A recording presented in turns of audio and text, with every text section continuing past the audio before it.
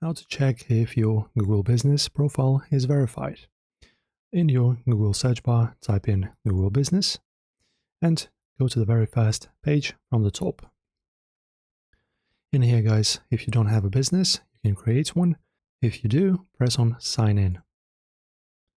In here, guys, as you can see, I have this little list.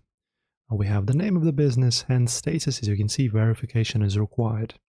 So this is how you figure this out. And this is actually very important because if you wish to have your business listed on Google, you absolutely have to pass verification. And if you wish to do this, get verified in here from this button.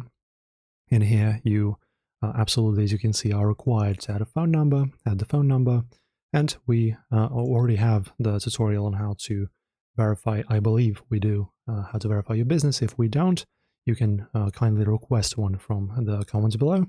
Otherwise, this is how you check it. Hopefully this helps you. Guys, don't forget to press on the notification bell to not miss new uploads, and I'll see you in the next one.